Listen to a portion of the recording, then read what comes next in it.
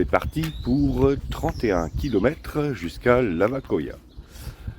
J'ai rallongé l'étape d'aujourd'hui de manière à être plus proche de Saint-Jacques demain. Et c'est déjà l'avant-dernière étape avant Saint-Jacques. J'ai remis mon bonnet de nuit parce que c'est quand même pas très chaud ce matin. Sinon, j'ai pas très bien dormi cette nuit, j'ai eu mal au crâne et je commençais à dormir profondément à 5 h du matin quand forcément mon voisin d'à côté a décidé de faire son sac avec force bruit de zip et de sac en plastique. Alors si j'en parle, c'est parce qu'en arrivant à l'auberge hier, il y avait une dame qui était toute contente d'avoir une chambre individuelle parce qu'elle en avait marre de ces bruits de sacs en plastique, de zip et de bruit de téléphone à 5 h du matin de la part de ceux qui ne préparent pas leur sac la veille, histoire d'éviter de déranger tout le monde quand ils se lèvent.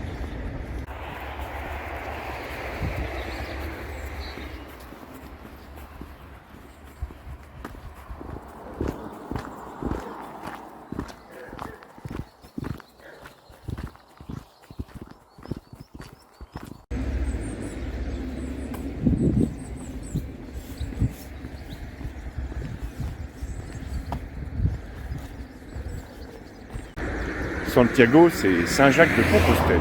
Santiago de Compostela.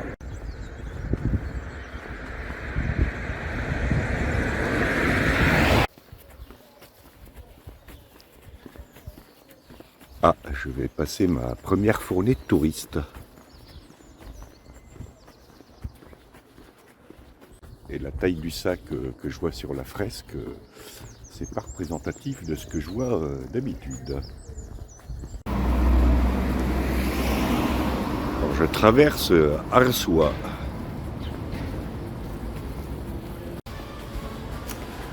Arzúa, où je me suis arrêté pour prendre un café et un petit déjeuner, parce que ce matin c'était un très petit déjeuner. Du coup, je suis pas en avance, parce qu'il est 8 h.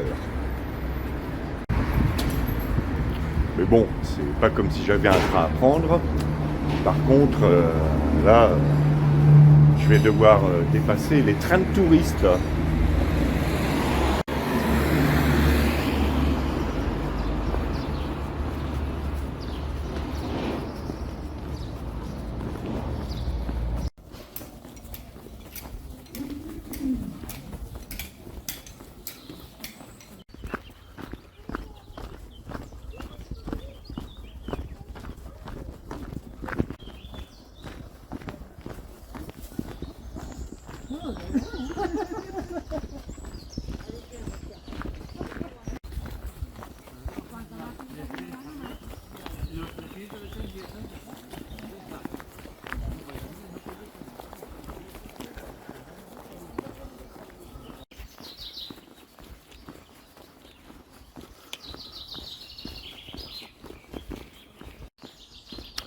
Oh, j'ai 100 mètres de calme. Incroyable. Bon, cette fois, j'ai mis le chapeau, qui a une forme un peu bizarre, parce qu'il a bien été plié dans le sac.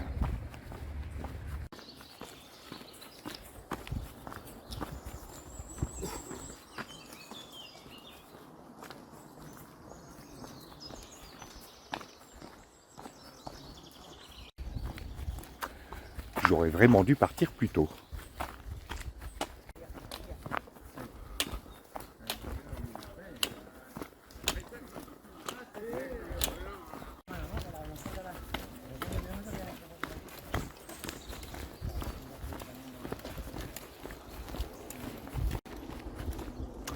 En fait, 1 heure de décalage dans le départ, ça change tout. C'est comme le périph'.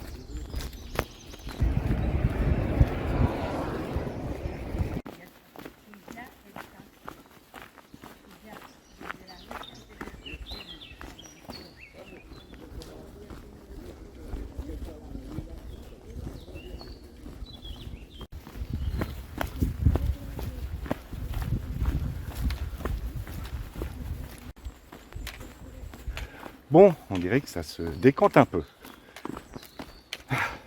C'est bien de ne retrouver que le chant des oiseaux.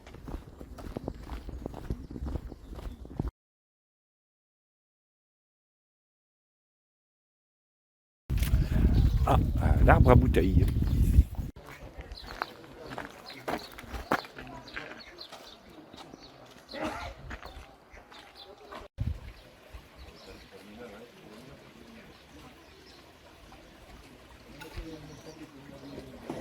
Ils ont vraiment des drôles de plantations ici. Bon, le temps de redoubler tout le troupeau que j'avais précédemment doublé et qui m'a redoublé pendant que j'examinais ces arbres à bouteilles de bière, eh ben, j'ai essayé de trouver le nom de ces arbres. J'ai même appelé le muséum d'histoire naturelle, mais inconnu au bataillon. Donc, je vais proposer Arboris miraculus. Pourquoi miraculus? Parce que, quand même, des bouteilles de bière qui poussent sur les arbres, c'est un miracle. Du coup, j'ai appelé le Vatican pour leur dire, bon, il y a un miracle qui se passe quand même, ce serait peut-être temps de faire quelque chose. Par contre, Seigneur, quand tu fais pousser des bouteilles de bière sur les arbres, essaie de les remplir, parce que là, elles étaient toutes vides. Je sais pas, c'est comme si tu faisais pousser des raisins où il n'y a que la peau. On le ferait comment, le pinard? C'est vrai? Ça faisait un moment que j'avais pas parlé de pinard. Voilà, c'était la minute arboriculture de cette étape.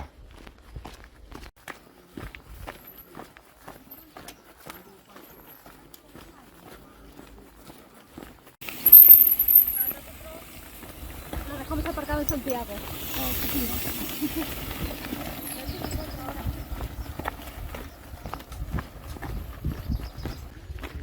Je viens de recevoir un message des copains Louis, Daniel et Xavier qui sont arrivés à Saint-Jacques-de-Compostelle.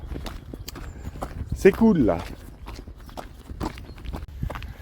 Allez, c'est l'heure du second petit déjeuner parce que je commence à avoir un petit peu faim.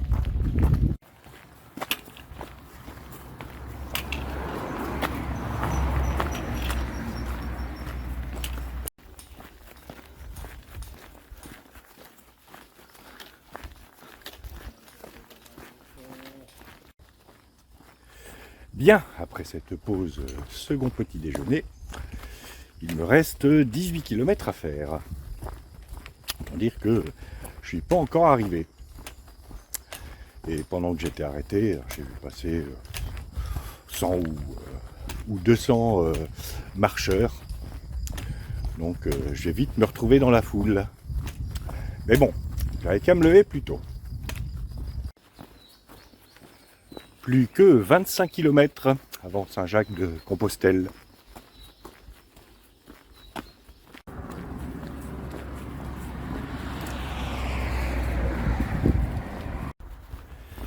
J'ai entamé ma descente vers Pedruzzo, qui doit être à 2,5 km ou 3 km, au milieu des bois d'eucalyptus.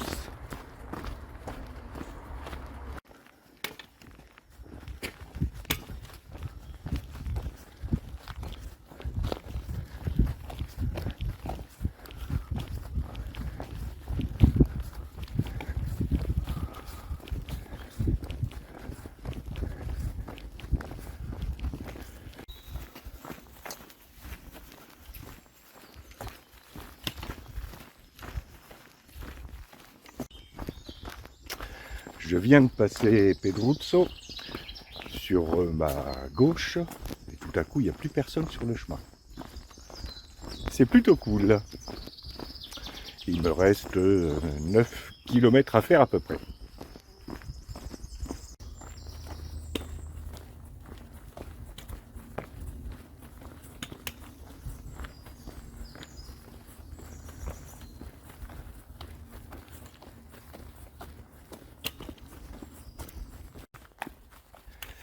J'aime bien ce mélange de chêne, de hêtre et d'eucalyptus.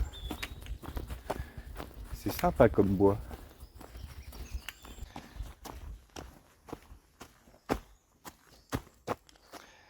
Et celui-là, il est haut.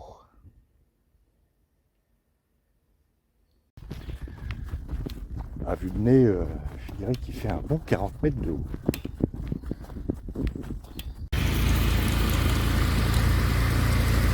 Bon, je vais m'octroyer une dernière petite pause avant les 6 derniers kilomètres. Même s'il y a beaucoup de monde au bas. Voilà, dépôt de pèlerins au kilomètre 15. Je me disais aussi que la bière coulait à flot au bar et que les marcheurs buvaient de vraiment grosses pannes de bière. Du coup, je vais m'arrêter plus loin.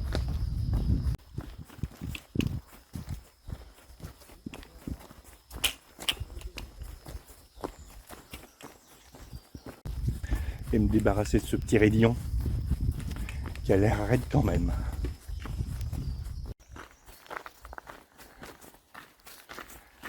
Quand je dis petit raidillon, il est long. Et le cycliste a l'air de bien en baver. Cela dit, ce sera toujours ça de moins à faire demain. J'en vois pas la fin de cette montée. Ah, peut-être là. Alors derrière moi, c'est à la fin de la côte, un stand avec tout un tas de colifichets. Et puis la poignée de touristes habituels. Donc s'il y a un endroit où j'ai vraiment pas envie de m'arrêter, c'est là. Donc je vais m'arrêter plus loin. Encore.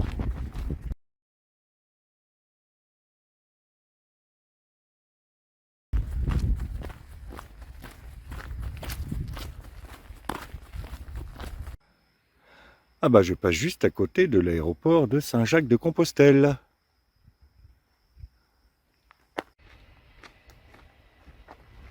Allez, on va regarder l'avion décoller.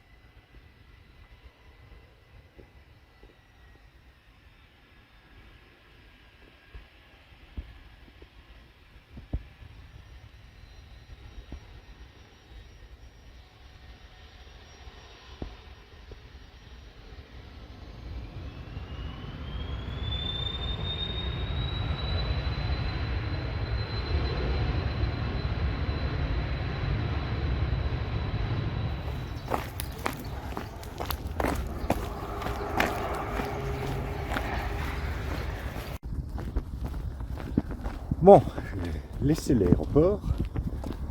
Il n'y a plus qu'à descendre vers Lavacoya maintenant.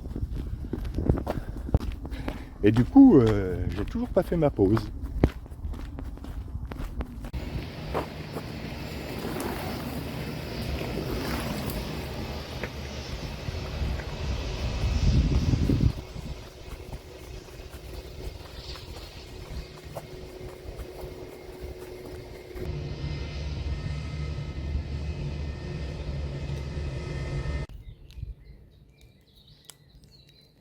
Je me fais une petite pause céréale à 2,5 km de la fin. Mais j'ai le temps, il est 1h30 et il me reste 2,5 km. Je pensais arriver à 3h30 de l'après-midi. Je sais pas comment je me suis débrouillé sur ce coup-là. Oui, ben, ça va l'avion là. Alors, j'arrive à Lavacoya et normalement, mon auberge est à 100 mètres sur la gauche.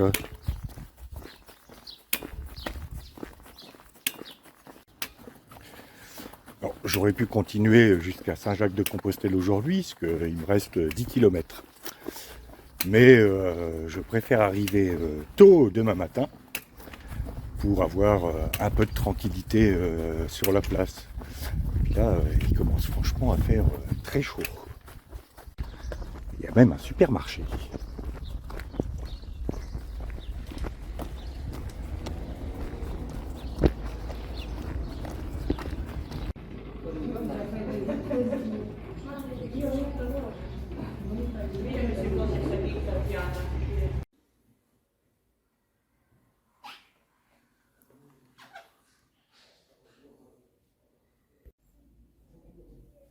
J'ai une bouffée de base. Yes! So, Voilà, la fin de cette étape de 31 km que j'ai passé au milieu de la foule, sauf pour la fin.